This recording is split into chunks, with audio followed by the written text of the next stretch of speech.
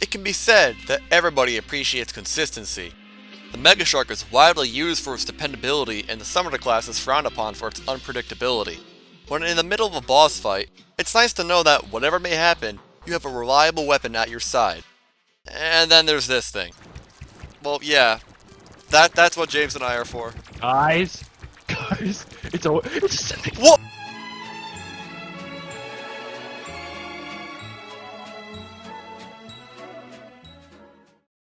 This monstrosity is called the Zapinator, or more specifically, the Gray Zapinator.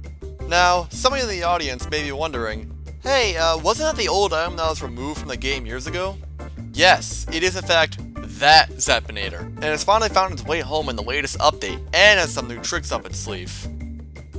First of all, where do you get it? Well, it's sold by the Traveling Merchant in pre-hard mode for 17 gold after any boss has been defeated. At first, it may seem like a worse space gun. It has a base damage of 42, which is pretty decent, but has a slow use time and a pretty expensive 16 mana per shot. When you shoot it, an unassuming blue laser will fire out, and if you hit an enemy with it, well, the laser does something.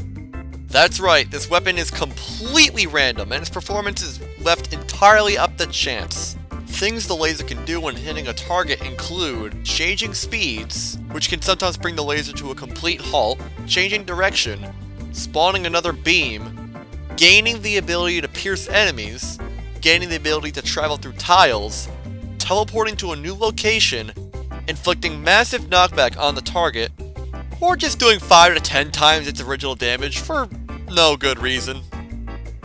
All of these effects makes the Zapinator pretty inconsistent and unreliable.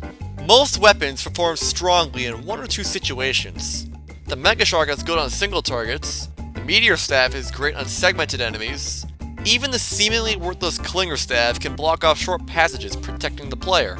The Zapinator can do none of these things, yet it can also do all of these things. It is simultaneously terrible while also being stupidly powerful. The Zapinator's weakness is its strength. See, because the Zapinator can do so many things, it's great in many situations. Fighting a group of enemies, the insane knockback may protect you. Up against the war boss, the piercing ability will shred it. Fighting the wall of flesh, just instantly kill the thing, it's fine. It all comes down to luck, and if you have it on your side, well, let's just say anything's possible. So, what else makes this weapon so great? Well, it counts as a space gun for some reason. What does that mean exactly? Well, remember a little something called Meteor Armor, also known as the thing that could previously kill all of pre-hard mode?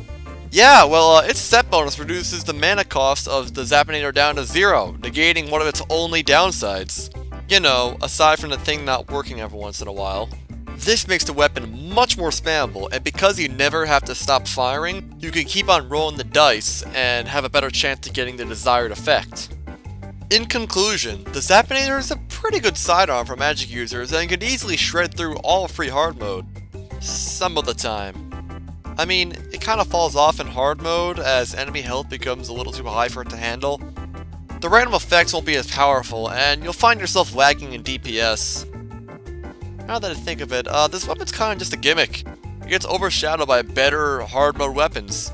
At that point, you might as well use something different. Anyway, thanks for watching. Hope you liked the video. Please leave a like and subscribe. The Zapinator has an older brother. This is the orange Zapinator. This thing takes the gray Zapinator and puts it on steroids. The orange Zapinator may seem like a clone of the gray Zapinator. And you know what, you're right. It shoots the same exact projectile with all the random effects listed before, and uses 0 mana when paired with Meteor Armor.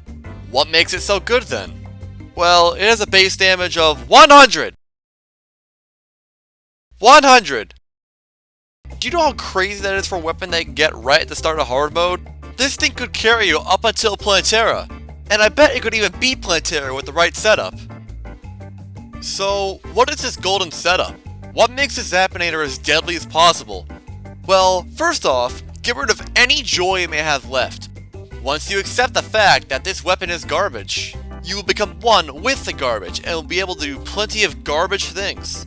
Once you accept the fact that you are a terrible person, Throw your money away to the Goblin Tinkerer and try to get as many reforges that increase your critical strike chance. Unless you want to go crazy with potions, that's it.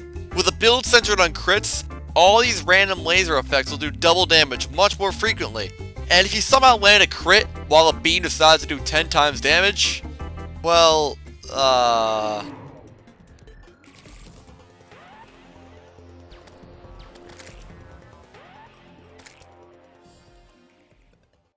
So, yeah, that's the Zapinator. It's the best, worst weapon in the game. Should you consider using it? I don't know. Sometimes it does nothing, and other times it can do literally everything. It's up to you if you want to take the chance and use this thing. But before this video ends though, let me give you one word of advice. If anything goes wrong while using a Zapinator, say you're losing a boss fight, just remember that you should... Wait, no, what are you doing? No, you fool! You have no idea what that'll do! Boom, headshot. Oh god!